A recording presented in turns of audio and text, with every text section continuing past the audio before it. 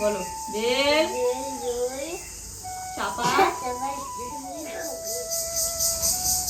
কোন ফুলের রং নীল হয়? বলো অপরাজিতা। তো ওই যে বাজার থেকে এসেছে সকালবেলা, তা আমি জুইকে পড়াচ্ছি। 9টা বাজে সকাল। কি আনছো? স্যান্ডেল। খুলো খুলো। জুইরও আনতে, জুইরও স্যান্ডেল নাই তো, ছিঁড়ে গেছে, ছিঁড়ে গেছে।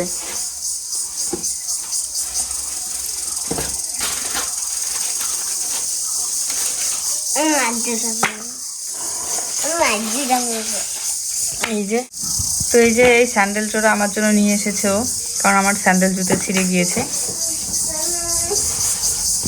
শোনা আসো পড়বা। তো স্কুলের টাইম হয়ে আসলো।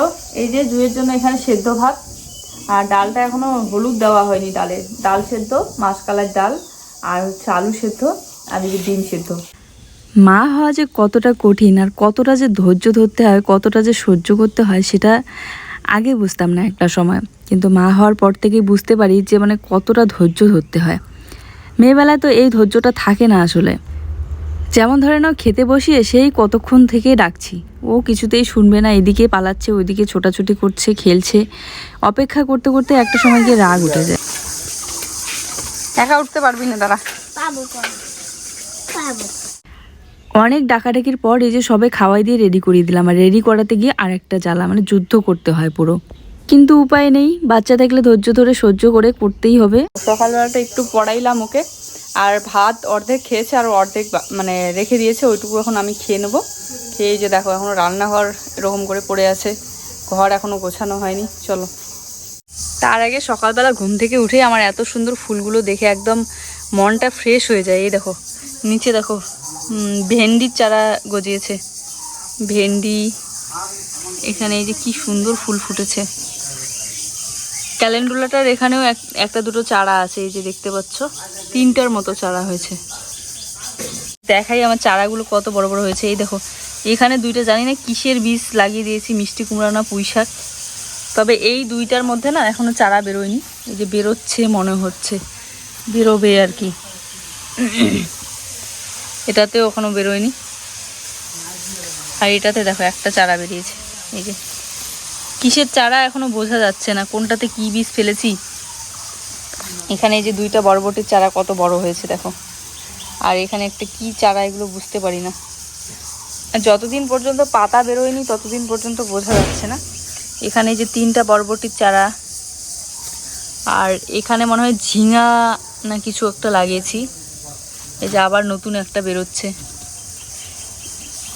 এখানে 4টার মতো বেরিয়েছে, আর একটা বেরোচ্ছে। বেগুন গাছে 2টা ফুল ছিল, তার মধ্যে একটা বাচ্চা ছিঁড়ে দিয়েছে, আর একটা আছে এই যে দেখা যাচ্ছে। আর এখানেও দেখো 2টা চারা বেরিয়েছে মিষ্টি কুমড়ার পাশে। এখানে 2টা হচ্ছে বরবটির চারা বেরিয়েছে, মানে প্রচুর চারা বেরিয়েছে। একটা এই যে ভেন্ডির চারা, এখানে 2টা ভেন্ডির চারা। আর বাবা আবার এখানে মাটির মধ্যেও চারা লাগিয়েছে। এই যে দেখো 3 জায়গায় 3টা ভেন্ডির চারা বেরিয়েছে। যেখানে যেখানে বীজ লাগানো হয়েছে সেখানে সেখানে চারা বেরিয়েছে। আমি না কি করেছি, বীজগুলো অনেক ছিল, তারপরের জন্য এতগুলো ঝুড়ি ছিল না, ওই ভুট্টা ক্ষেতের মাঝখানে যেখানে ফেটে ফেটে গিয়েছে ওখানেও বীজ ফেলে দিয়েছিলাম, ওখানেও দেখি গিয়ে চারা বেরিয়েছে। চলো দেখতেই থাকো ভিডিওটা প্রথম থেকে শেষ পর্যন্ত, আশা করি ভালো লাগবে। যাদের বাচ্চারা এতটা দুষ্টামি করে তারা আসলে বুঝতে পারে যে মানে কি পরিমাণে সহ্য করতে হয়। সেই সকালবেলা থেকে কথা বলতে বলতে আর চিৎকার করতে আমার একদম মাথাটাই শেষ হয়ে গেল। তারপরে এই যে লেগে পড়লাম আমার কাজ এক্সট্রা। এখন যতক্ষণ ও স্কুল থেকে ফিরবে না ততক্ষণ আমি এদিকে ভিডিও করব, আবার আমার কাজগুলো করব। স্কুলে থাকলে তবুও টেনশনটা কমে যে ও স্কুলে আছে, ওখানে পড়াশোনা করছে, আর মানে স্কুলের ভিতরেই থাকবে। আর বাড়িতে থাকলে তাও আর একটা টেনশন, যে চারিদিকে খোঁজাখুঁজি করতে লাগে, এদিক থেকে ওইদিকে বেরিয়ে চলে যায়, নজরে রাখতে লাগে। এখন চারিদিকে যা সব হচ্ছে আমার তো ভয়ই লাগে। এই যে বাচ্চা চোর, তার উপরে হচ্ছে আমার বাড়ির পিছনে এত পরিমাণে ভুট্টার চারা হয়েছে, বড় বড় হয়েছে, তো ভয় লাগে যে কোন সময় ওই পশু টশু বেরোয় না, বাইসান, তারপরে আরও কী কী বেরোয়। মাঝে মধ্যে তো তোমরা জানতেই পারো যে আমাদের বাড়ির পিছন দিক দিয়ে হাতিও বেরোয়, মানে হাতিও যাওয়া আসা করে আর কি। তো এই জন্য খুব ভয় লাগে, তার উপরে শেয়াল তো থাকেই। এই জন্য স্কুলে দিয়ে পাঠালেই আমি চিন্তামুক্ত থাকি। তো যাই হোক, এদিকে বিছানার চাদরটা তুলে একটু ঝেড়ে আবার বিছিয়ে নিচ্ছি। আর ওই চাদরটা ধোয়া আছে সবুজ রঙের, তো আর 2 দিন পরে বিছিয়ে দেবো। রাতের বেলার জন্য এখন এই বিছানা চাদরটা ঠিক আছে, কিন্তু এখন দিনের বেলা কিন্তু গরম পড়ে মোটামুটি, তো তখন এই বিছানা চাদরটা খুব গরম লাগে। তবে দিনের বেলা সেরকম একটা বিছানায় শোয়া বসা হয় না, সারাটা দিন কাজ করতেই চলে যায়। আর জুয়ে তো আগে স্কুল থেকে এসে ঘুমিয়ে পড়তো খাওয়া দাওয়া করে, কিন্তু এখন আর ঘুমানোর সময় নেই, টিউশন থাকে। গরমের দিনে সুতি বিছানা চাদরের মতো আরাম হয় না। তারপরে এই যে ঝাড়ু দিয়ে নিচ্ছি, আবার সেই কয়েকদিন হতেই মশাগুলো আবার উঠে যাচ্ছে, কেমন যেন লাগে দেখতে। কাঁচা মাটি ঘর তো, 1-2 দিন যদি ভালোভাবে না মোছা হয় তাহলেই কেমন শ্যাওলা পড়ে থাকে চারিদিকটা। তো ভাবছি মুছবো। তবে আজ শরীরটাও বেশি একটা ভালো নেই, কেমন যেন ম্যাচ করছে। সেই সকালবেলা উঠেই মাথাটা প্রচণ্ড ব্যথা করছিল, তার জন্য অনেকক্ষণ সময় শুয়েছিলাম। ও বলছিল একটু শুয়ে থাকো, এখন কাজ করতে হবে না। তো এই জন্য আরও বেশি দেরি হয়ে গেল। তারপরে আর কত শুয়ে থাকবো, এগুলো তো ঘর বারান্দা ঝাড়ু দিতে হবে, নোংরা লাগে। তারপরে বিছানাটাও মানে তুলতে হতো। তো এই জন্য উঠে লেগে পড়লাম কাজে। আজ আর মাথা ব্যথার বড়ি খাইনি। ইদানিং কয়েকদিন ধরে মাথা ব্যথার বড়ি খুব খাওয়া হচ্ছিল। এই যে মাথা ব্যথা, তারপরে হচ্ছে দাঁতের ব্যথা। তো এই জন্য আজ ভাবলাম ওরকমই একটু কাজ করে একটু সময় গেলে যদি ঠিক হয়ে যায়। উনুন থেকে একটু ছাই বের করে চারাগুলোর মধ্যে একটু দিয়ে দিলাম। ছাই দিলে নাকি পোকা ধরে না, তার উপরে ছাইটা যেহেতু আছে আর ছাই থেকে সার হয়, তো এই জন্য ফেলে দেই না এখন। সিমেন্টটাও খোলা হয়ে আছে, বস্তার অর্ধেক সিমেন্ট তো কাজ হয়েছে, আর বাকি পুরোটাই মানে বেশিরভাগটাই আছে এখনও। তো বেশি দিন পর্যন্ত খোলা রাখলে আবার নষ্ট হয়ে যাবে, দলা বেঁধে যায়। এই জন্য ভাবছি যে মিস্ত্রি আরেকদিন ডেকে কিছুটা কাজ করিয়ে নিতে হবে। তারপরে খেতে বসার এই কভারটা একটু ধুয়ে দিলাম। তো এই যে আমাদের ঘরের পিছনের দিকটা এখন ভালোভাবে বোঝা যায় আর কি, মানে কাকুদের বাড়ি ওটা।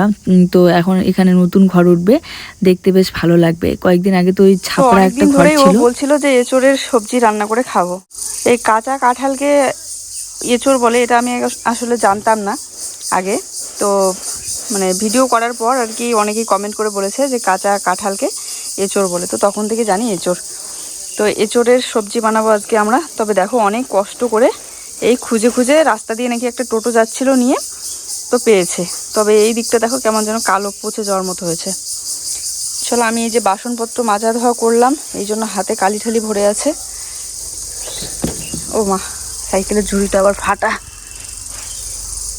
কলের পাটটা এখন একটু পরিষ্কার করে স্নান করে তারপরে ভিডিও এডিট করে তারপরে বানাবো এগুলো।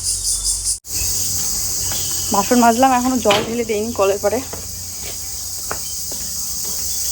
আর ও এসে গিয়েছে নদীতে স্নান করতে, জুইকে স্কুলে রেখে আসলো। আজকে আবার জুইয়ের নাচের ক্লাস আছে। আবার এই যে সবে হাওয়া হচ্ছে, হাওয়া হলে না বাড়িটা একদমই ঝাড়ু দেওয়া থাকে না। কলের পাটটা সকালে একবার ঝাড়ু দেওয়া হয়েছিল, আবার পাতা পড়েছে। তো স্নান করার আগে আর একবার ঝাড়ু দিয়ে নেই। এই যে বাসন মাজলাম, চারিদিকে একদম ভাত ছড়িয়ে ছিটিয়ে আছে। তো এক গামলা জল ভরেছিল, জলটা ফেললাম, ওইদিকে ভাতগুলো সাইডে পড়ে গিয়েছে। এখন আবার পাম্পের জল দিয়ে পাইপ দিয়ে সুন্দর করে পরিষ্কার করে নেব। রোজ সকালবেলা উঠে বাথরুমগুলোতে একটু জল ঢেলে দিই, তারপরে স্নান করার আগে এই যে কলটা পরিষ্কার করছি, এখন আর একটু 1-2 বালতি জল ঢেলে দিয়ে তারপরে স্নান করব। তবে ভাবছি আরেকদিন মিস্ত্রি নিলে পরে কলের পাড়ের সাথে ওই বাথরুমটাও আমার একটু উঁচু করে নিতে হবে, অনেকটা নিচু হয়েছে। কারণ নিজের হাতে করা তো, মিস্ত্রি লাগালে হয়তো বা সেরকম মশলা টশলা বানিয়ে দিত। আর নিজের হাতে করা বলেই কিন্তু ভিতরে মাটি আছে আর উপরে অল্প একটু জাস্ট সিমেন্টের গোলানো আছে।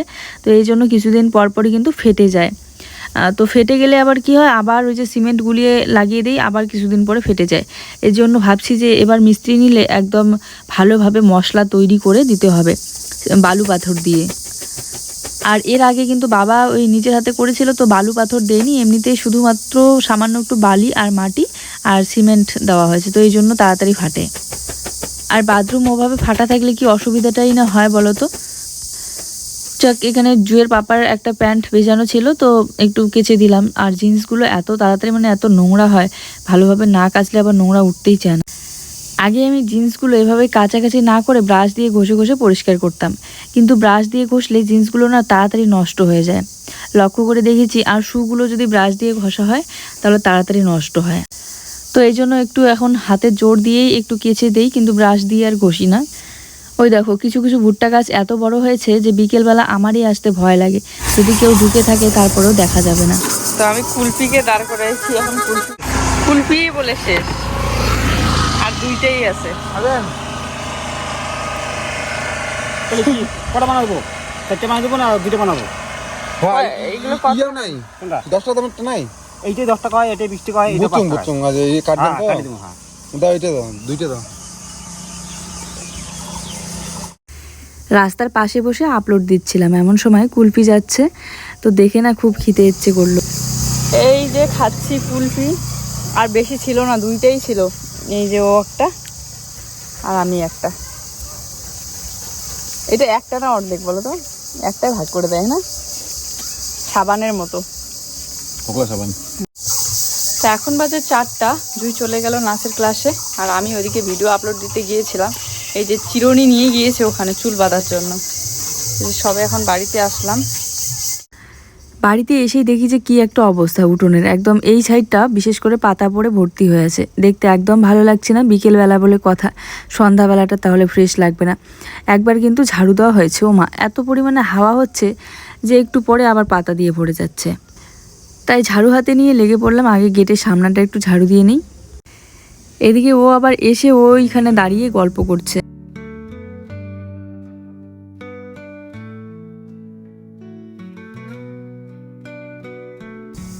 আশপাশের ব্যাকগ্রাউন্ডটা যদি ভালো হয়, ভালো সুন্দর বেড়াচাটি দেওয়া থাকে, তাহলে কিন্তু ভিডিওতেও দেখতে বেশ ভালো লাগে। আর কিছুদিন পর তো আমাদের কুড়ে ঘরটা ভাঙা হবেই, যখন আমাদের নতুন ঘরটা কমপ্লিট হবে। আর তার সাথে আমি যখন এই দিক দিয়ে গেটের সামনে দিয়ে হাঁটা চলা করতে করতে ভিডিও করি, কাকুদের এই কুড়ে ঘরটা মানে ছাপড়া ঘরটা মানে ব্যাকগ্রাউন্ডটা দেখতে আর কি ভালো লাগতো না। এখন যখন নতুন ঘর উঠবে তখন কিন্তু দারুণ লাগবে। ও এসেই বলছে যে সেই দুপুরবেলা থেকে এঁচোড়টা কাটার কথা, কিন্তু কাটার হচ্ছে না, তো এখন কাটি চলো। তো আমি কাটবো না, কারণ হাতে না প্রচুর পরিমাণে আঠা ভরে, আমার ভালো লাগে না। সেদিন তবু কলার মোচাটা কাটছিলাম, কারণ ও বাড়িতে ছিল না বলে। তো এই হচ্ছে আমাদের কাঁঠাল গাছ। দেখো এখানে কিন্তু প্রচুর কাঁঠাল ধরেছে এবার, অনেক ছোট ছোট। এগুলোকে মুচি বলে, মুচি কাঁঠালের। এখনো মনে ভিতরে কিছুই হয়নি। তবে এইগুলো আমাদের না, গাছের না, এগুলো হচ্ছে কেনা। আর দেখো আমাদেরগুলো এখনো ছোট, আর একটু বড় হলে খাওয়া যাবে। তবে এই গাছের কাঁঠাল আছে, স্বাদ আছে, মিষ্টি আছে না? খাওয়া যাবে না। আর এক নম্বর কথা বলতো কি, এই গাছটা নিচে আছে না, আগে নোংরা ছিল দেখে কাঁঠাল উপরেই পচে যেত। আর প্রচুর কাঁঠাল গাছ আছে এখানে, তবে অনেক ছোট। এই যে কাঁঠাল গাছটা আছে 2-3টের মতো, তবে অনেক ছোট। চলো এই এঁচোড় এখন কাটবো আমরা। আর ওই দাগগুলো কালো কালো হয়ে গেছে। হ্যাঁ, পচে যাওয়া মতো। পচে যাওয়া না এটা। ভালো আছে না?